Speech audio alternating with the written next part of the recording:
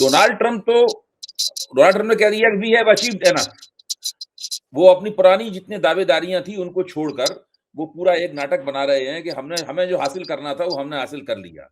लेकिन अभी इजराइल की तरफ से लगातार जो रिजीम चेंज वाला आग्रह जो है वो लगातार दोहराया जा रहा है इजराइल की तरफ से। तो क्या ऐसा होगा कि अमेरिका युद्ध से निकल जाएगा बाहर और इजराइल अकेला युद्ध में रह जाएगा? कैसे, किस तरीके से सब चीजें ये किस तरीके से सब चीजें प्ले करेंगी? देखिए साहब, मैंने एक सवाल रेज किया था, will the world go back to unipolarity or to multipolarity? Multipolarity has now been established by the mistakes of Donald Trump. He has put the American empire in decline. He has created a huge reputational loss for the United States of America. Military reputation पे बहुत lot of egg on their face. आप नहीं हरा पाए Iran को.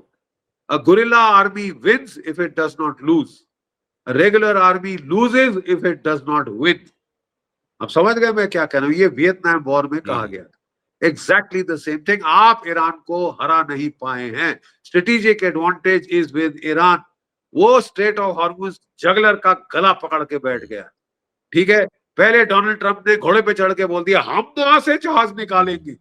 उसकी फौज ने बोला भाई साहब हम गल्फ ऑफ हॉर्मुज में गए तो हमारे 2, 3, 4 एजीज क्लास डिस्ट्रॉयर सिंक हो जाएंगे. एज इट इज हमारा aircraft carrier Abraham Lincoln 1200 kilometre पीछे भागना पड़ा है, हटाना पड़ा है कि मिसाइल्स की जद में है, ठुक जाएगा. 4 से 5 हजार अमेरिकन नाविक बेचारे शहीद हो जाएंगे, लेने के देने पड़ जाएंगे साहब.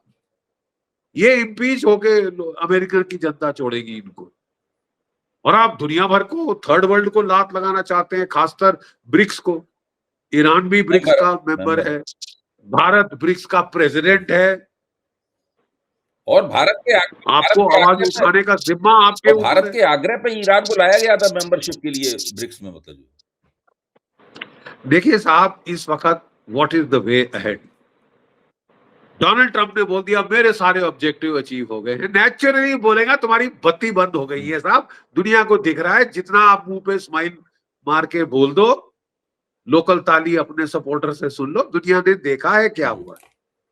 दुनिया ने देखा है कि आपकी कन्नी कट गई, आपको अच्छा भारी क्षति नुकसान सहना पड़ा है. $11 बिलियन का एस्टिमेट कोई 4 दिन पहले, ठीक है, जो खर्चा हुआ है. और एक सीक्रेट पेंटागन डॉक्यूमेंट लीक हुई है दुबे साहब, वॉशिंगटन पोस्ट ने पब्लिश करी थी परसों. क्या लिखा है उसमें? अमेरिका की फौज कह रही है कि साहब टैक्टिकल ऑब्जेक्टिव जो आपने हमको दिए हमने अचीव कर दिए. स्ट्रेटेजिक ऑब्जेक्टिव रिजीम चेंज का हम नहीं कर सकते. इजराइल कर सकता है तो कर, हम नहीं कर सकते क्योंकि हमको 2 lakh boots on the ground डालने पड़ेंगे 18 महीने तक. उससे हमारा अंदाज है कि 15,000 कैजुअलिटीज हो जाएंगी. स्ट्रेट्स ऑफ हॉर्मुज को हम नहीं खोल सकते. कहने को रह क्या गया साहब? कहने को रह क्या गया? If this is not defeat, what the hell else is it? नहीं, बिल्कुल जो मर्जी लॉस दे दे, स्पिन डॉक्टरिंग कर दे. बिल्कुल जनरल साहब, मैं 100% सहमत हूं. ये बिल्कुल डिफीट है अमेरिका की. और जब वियतनाम युद्ध में अमेरिका की हार हुई थी तो हम लोग इतने बड़े नहीं हुए थे कि उसके महत्व को पूरी तरह समझ पाते. फिर अफगानिस्तान में जब अमेरिका की पिटाई हुई थी, चूंकि भारत सीधे सीधे उसमें कहीं भारत का कोई दांव नहीं लगा था, इसलिए हमने ज्यादा उसके ऊपर दिमाग नहीं खपाया. लेकिन ये तो हमारी आंखों के सामने इतिहास बन रहा है और जिसकी आपने पूर्व घोषणा कर दी थी, आपने इसकी भविष्यवाणी कर दी थी. अब एक जिज्ञासा जो अभी फिर दोहराऊंगा मैं, अमेरिका अगर अपनी परेशानियों की वजह से बाहर निकल गया इस युद्ध से, तो क्या इजराइल उसके साथ ही बाहर निकल जाएगा या इजराइल इस युद्ध में बना रहेगा?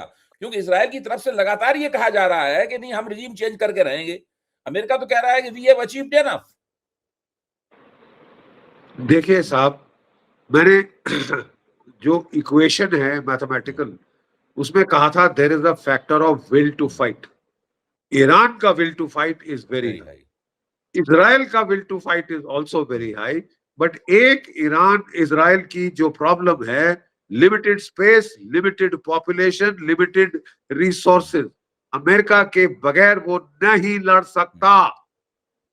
पिछली बार 12 दिन की जो लड़ाई हुई थी, उन गुहार लगा रहे थे साहब, आओ आओ आओ, शुरू की थी इजराइल ने अकेले, और लास्ट में अमेरिका को बुला के ही छोड़ा, तब जाके उनका निजात हुई। सो आई वुड, वही मैं बोलूंगा ना कि साहब आपको दिमाग लगाना पड़ता है लड़ाई के मैदान में। You have to be objective. जो मैं चाहता हूं वो होगा। अब वहां भी साहब वो अंदाज लगाया जा रहा था कि नेतन्याहू साहब चाहते हैं ये युद्ध, क्योंकि उनके खिलाफ केसेस हैं। अगर वो युद्ध फाइनल जीत गए, उन्होंने भी गैम्बल किया है, फाइनल ईरान के खिलाफ युद्ध जीत जाते, प्रेसिडेंशियल पार्डन मिल जाता। लेकिन साहब ये तो व्यक्तिगत है ना साहब। अब आपका प्राइम रिस्पॉन्सिबिलिटी इज इजराइल। हमको दुख हो रहा है साहब इस वक्त कि इजराइल, यानी हमारी सभ्यता, इजराइल की सभ्यता, only place where the Jews felt safe was India.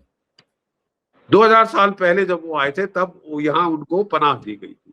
अभी भी इजराइल के बच्चे, और मेरे कई मित्र हैं इजराइल की फौज में, हमने बहुत सीखा है उनसे, ठीक है, वो बड़े जबरदस्त लड़ाके हैं, कोई शक नहीं। लेकिन क्या वो अकेले लड़ सकते हैं? और अगर लड़ना, उनको लड़ाना चाहते हैं नेतन्याहू साहब, तो मैं तो समझता हूँ military professional wise, I think it would be a mistake to press on with this battle. अच्छा, आपको क्या लगता है कि भारत का जो दृष्टिकोण रहा इस पूरे खाड़ी युद्ध के ऊपर, तो शुरू में तो और संयुक्त राष्ट्र में भी भारत ने ही ये प्रस्ताव आगे बढ़ाया, जो पास भी हो गया है प्रस्ताव, जिसमें ईरान के घातक हमलों की निंदा की गई है। लेकिन ईरान के ऊपर जो हमला हुआ है, उसके बारे में उस प्रस्ताव में कोई चर्चा नहीं है। जब रणधीर जायसवाल विदेश नीति के विदेश मंत्रालय के जो प्रवक्ता हैं, उनसे ये सवाल पूछा गया, तो उन्होंने उसको थोड़ा-सा लपेट-लपाट के उसका उत्तर दिया उन्होंने उसको। लेकिन अपना भारत दुबे साहब, मैं आपको एक मिलिट्री सीक्रेट बता जी, दूं। जी, ज़रूर। जब कोई भी लड़ाई शुरू होती है, जो सरकार है वो अपने मिलिट्री हेडक्वार्टर्स, इंटेलिजेंस एजेंसी से पूछती है, बताओ कौन जीतेगा। सिंपल, बताओ किसके जीतने की अंदेशा है, नतीजा क्या हो, ताकि वो भी अपना स्टांस ऐसे रखते हैं कि जो जिसको हमने बैक किया वो लूज कर गया तो हमारी कन्नी कटेगी, विल बी वर्स ऑफ। ठीक है, तो वो अंदाज मांगते हैं। कोई भी normal military staff, military intelligence agency, अगर आप केवल अमेरिका की क्या कहते हैं मिलिट्री पावर, इजराइल की मिलिट्री पावर, इनोवेशन पावर देखो, बोले साहब this is no brainer, this is no match, you know, referee ends match हो जाएगा। ठीक है, लेकिन यहां पे I would say then military staff, अगर उन्होंने ऐसी एडवाइस दी तो इट वाज फ्लॉड। मैं भी मिलिट्री मैन हूं और 37 साल लड़ाई के बाद अपने बूट्स हैंग किए हैं। I am from the batch of 1971। एक महीना पहले कमीशन करके सीधा बांग्लादेश की लड़ाई में झोंका था। एक परमवीर चक्र है मरणोपरांत, एक अशोक चक्र है मरणोपरांत। कोई इस फौज का दूसरा बैच ये नहीं कह सकता। We are war tested.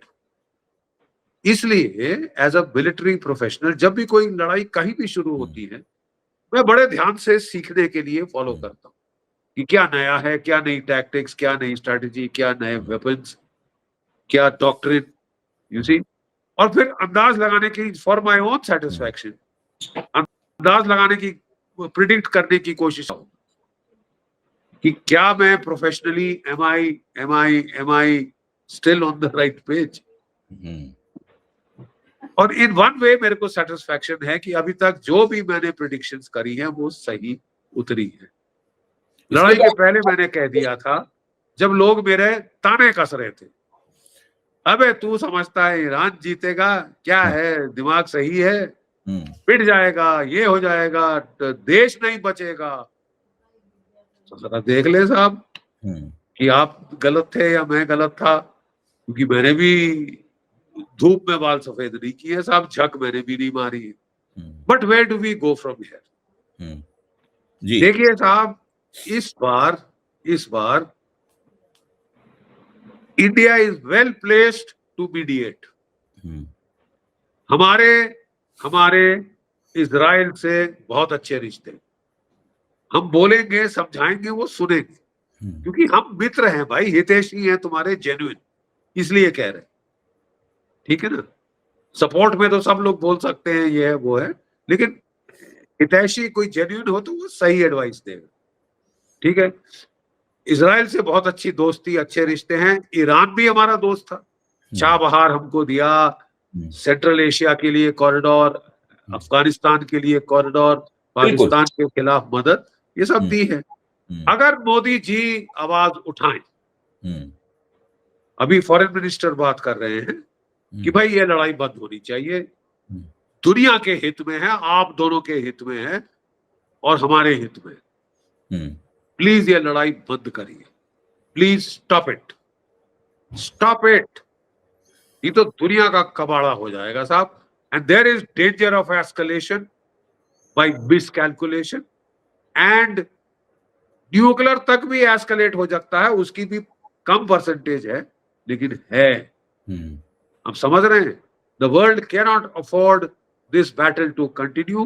रूस और चीन दोनों ने युद्ध बंदी की मांग की है, दोनों ने कहा है कि यह लड़ाई बंद होनी चाहिए, डिप्लोमेसी को चांस, प्राथमिकता दी जानी चाहिए। हम यूक्रेन की लड़ाई बंद कराने गए थे, हजारों किलोमीटर दूर है, हमको इतना फर्क एक्चुअली उस लड़ाई का नहीं पड़ रहा था, फिर भी हम गए। यहाँ तो साहब हमारी तो vital economic interest are at stake. बिल्कुल बिल्कुल, भारत तो फंस गया। मतलब भारत के फौजी नहीं लड़ रहे हैं, भारत लड़ाई में वैसे हिस्सा नहीं कर रहा है, लेकिन भारत के ऊपर सबसे ज्यादा नुकसान में फंसा हुआ है भारत। पूरी अर्थव्यवस्था हमारी मंदी में चली जाएगी। 50% आपका तेल, 60% आपकी नेचुरल गैस गल्फ से आती है जी, ठीक है साहब। और ऑयल की कीमत $110 प्रति बैरल बढ़ गई है, आपकी इन्फ्लेशन होगी। अगर ये सिलसिला चलता रहा, दुनिया इकोनॉमिक रिसेशन हिट कर जाए। बिल्कुल। जय भारत, जय हिंद। ये थे मेजर जनरल जीडी बख्शी। आपने इन्हें सुना, क्या सटीक और शानदार विश्लेषण था। शुरू में जब इन्होंने कहा था कि अमेरिका इस लड़ाई को नहीं जीत सकता, इस लड़ाई में ईरान उसके दांत खट्टे कर देगा, तो किसी ने यकीन नहीं किया था। मैं ये कबूल करता हूं कि मैं भी उन लोगों में से था जो जनरल जीडी बख्शी की बात पर आज की तरह यकीन नहीं करता था। लेकिन जैसे जैसे लड़ाई आगे बढ़ी, जो जो जनरल बख्शी ने कहा वही वही हुआ। इन्होंने उसको पहले ही देख लिया था और बताया कि किस तरीके से उन्होंने पैटर्न्स का अध्ययन किया, और उस पैटर्न के अध्ययन के आधार पर उन्हें लगा कि ईरान की जो मिसाइल फायर पावर है और अमेरिका और इजराइल द्वारा उसे इंटरसेप्ट करने वाली जो ताकत है, उन दोनों के समीकरण का अध्ययन किया, और उसका अध्ययन करके उन्होंने नतीजा निकाला कि अमेरिका और इजराइल इस युद्ध को नहीं जीत सकते, और अपनी सांस्कृतिक पूंजी, कुर्बानी के प्रति अपना जज्बा और अपना इतिहास और लड़ाई का जोश, ये सारी की सारी चीजें ईरान के पक्ष में जाती हैं। और उन्होंने अंततः ईरान की मिसाइलों ने, उनके ड्रोन्स ने और उनकी लड़ाई के किफायती मॉडल ने ईरान की अंततः इस युद्ध का पलड़ा ईरान के पक्ष में झुका दिया है। और इसका बहुत बड़ा असर जनरल जीडी बख्शी कहना ये होगा कि डोनाल्ड ट्रंप जिस तरह दुनिया को एक पक्षीय, एक तरफा, यूनिलेटर कर देना चाहते थे, अब दुनिया मल्टीलेटरल होगी, क्योंकि इस युद्ध का नतीजा दुनिया को बहुपक्षीय बनाने की तरफ ले जाएगा। बहुत बहुत धन्यवाद जनरल बख्शी। लड़ाई के जब कुछ नए घटनाक्रम होंगे, फिर हम आपसे निवेदन करेंगे कि आप नई परख के मंच पर दर्शकों को अपनी राय बताएं। बहुत बहुत शुक्रिया।